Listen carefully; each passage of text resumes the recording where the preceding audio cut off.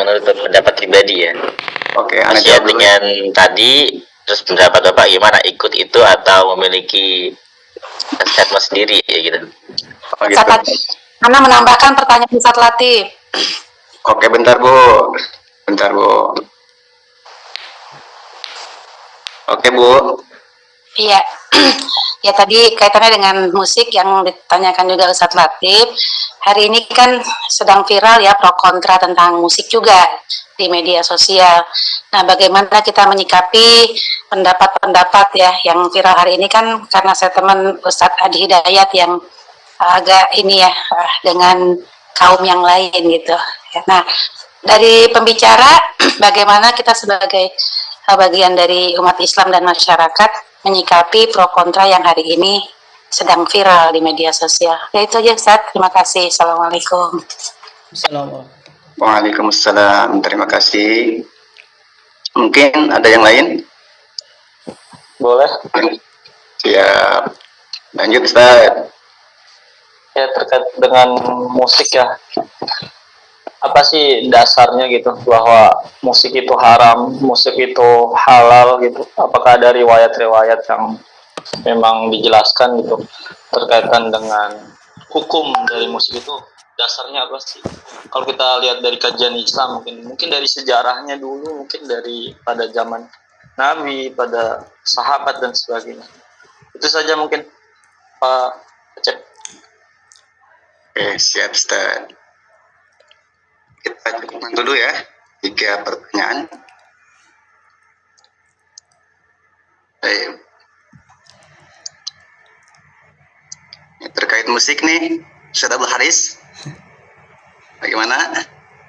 Ayo, ya udah saya jawab duluan ya. Oke, siap. Jadi yang tadi ditanyakan sama Ustadz Abdul Latif tentang pendapat pribadi kan, ini kan pertanyaan pendapat pribadi tentang halal haramnya musik. Kalau saya pribadi ngambil yang tengahnya aja Ustadz. Kenapa? Karena baik dari para ulama sendiri, jangankan kita yang orang awam ya, yang pemahaman agamanya masih standar ya, pemahaman agamanya masih cetek. Para ulama aja, yang ulama yang tinggi-tinggi atau para dai-dai itu masih memperdebatkan tentang masalah haram dan haramnya musik ini. Dan mereka ketika memperdebatkan ini punya dalil masing-masing. Tidak mengatakan sesuai logika mereka, tapi punya dalil. Seperti kalau yang menghalalkan itu seperti ketika mereka mengharamkan musik secara mutlak, itu kan pernah terjadi di zaman Rasulullah ketika orang-orang Yastrib atau Madinah pada saat itu menyambut Rasulullah itu dengan rebana pakai tolak al-badu alai. Nah, itu kan musik. Kalau mereka menghalalkan secara total itu kan otomatis mereka mengharamkan juga waktu itu, sedangkan Rasulullah tidak mengharamkan waktu itu. Nah, begitu juga untuk pandangan orang-orang yang menerima musik. Nah, itu alasannya di situ juga. Jadi haram-halalnya itu masing-masing ada dalil-dalilnya. Dan dari beberapa literasi yang pernah saya dengar itu sebenarnya nggak ada hadis yang pasti tentang musik ini. Biasanya kebanyakan hadis itu hadis doi semua. Hanya satu hadis yang pasti tentang musik itu seperti tadi yang telah saya sebutkan di makalah itu, bahwasanya akan ada suatu zaman di mana umatku menyukai khamar, berzina dan alat-alat musik. Itu saja. Itu riwayat Imam Bukhari. Itu aja yang pasti tentang musik. Selain itu nggak ada. Kata yang pernah saya dengar itu selain itu hadisnya dhaif semua. Jadi bagaimana posisi saya sebagai seorang yang masih belajar? Kalau saya sendiri ngambil jalan tengahnya Ustadz. Tidak mengharamkan, tidak juga menghalalkan, tergantung jenis musik yang kita dengar itu seperti apa. Apakah musik itu bisa melalaikan kita dari ibadah kepada Allah atau membuat kita lebih rajin, atau enggak usah membuat kita lebih rajin. Apakah ibadah itu melalaikan kita kepada Allah atau hanya mengisi waktu kosong aja untuk menenangkan hati. Kadang-kadang ada orang itu yang ketika dia gundah gulana, ketika dia lagi galau segala macam, itu dengan mendengarkan musik itu sedikit tenang hatinya. Jadi mungkin itu salah satu efek atau segi positif dari musik. Tapi tidak melalaikan. Begitu masuk ibadah tetap ibadah juga. Jadi saya ngambil jalan tengah aja, tidak mengharamkan, tidak juga menghalalkan. Walaupun musik itu ada yang mengatakan dipakai untuk sarana dakwah dan lain sebagainya, bagi saya musik itu hanya untuk mengisi kekosongan aja. Terlepas dari memang itu untuk dakwah dan segala macam, itu kembali ke niat masing-masing. Karena ada yang mengatakan bahwa musik itu seperti kita berbicara, apa yang keluar dari mulut kita Kalau itu benar, itu diterima. Kalau itu salah, itu tidak diterima. Jadi seperti itu, Ustaz. Intinya saya tengah-tengah, tidak menghalalkan, tidak juga mengharamkan. Itu yang pertama. Terus pertanyaan yang selanjutnya tadi tentang apa sih? Terkait dengan kaitannya dengan musik. Oh, keadaan sekarang yang dari Ibu Dahlia. Bukan saya. Bagaimana kita menyikapi pendapat-pendapat yang viral hari ini? Ya. Karena kan sekarang tuh kan lagi viral-viralnya tuh di media sosial tuh. Ya, Yang pendapat Ustaz Adi Hidayat dibantah dengan kelompok Salafi Wahabi itu kan. ya. Mereka kan dari kelompok Salafi Wahabi itu kan benar-benar telak mereka mengharamkan gitu kan. Ya, tapi Jadi- kan kalau misalkan Ustaz Adi Hidayat kan netral kan, Ya. seperti yang antum katakan tadi itu. Jadi pertengahan, selama itu tidak melalaikan dalam waktu Ibadah. dalam kurun waktu kita segi ibadah gitu kan, itu tidak jadi masalah gitu kan. Kemudian dilihat juga dari syair-syair. Kalau misalkan syair-syair itu ya tidak menjerumuskan kepada keharaman, ya sah-sah aja gitu. Itu sih kalau misalkan pandangan Anda sendiri sih netral, lebih kepada netral. Karena kan sudah kita rasakan juga risih gitu kan dengan pendapat mereka gitu kan, dengan angkuhnya mereka, seperti halnya mereka itu paling lah gitu. Itu sih. Jadi untuk menyikapi itu ya Ustaz, ya, beliau kan nanya untuk sikap-sikap kita ya Ustaz.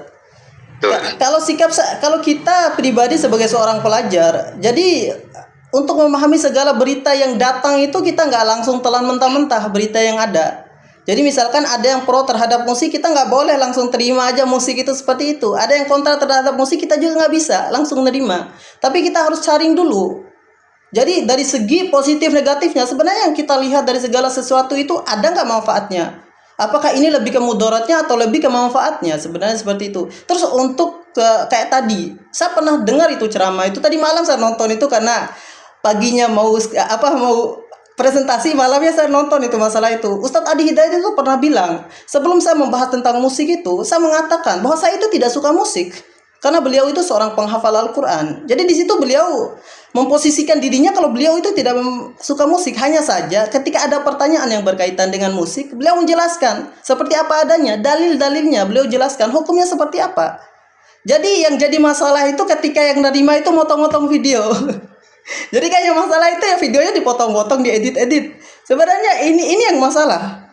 Dan ini saya nggak tahu ya. Saya juga nggak mau tahu yang motong-motong video itu seperti apa. Tapi ini persis seperti kaum-kaum Wahabi.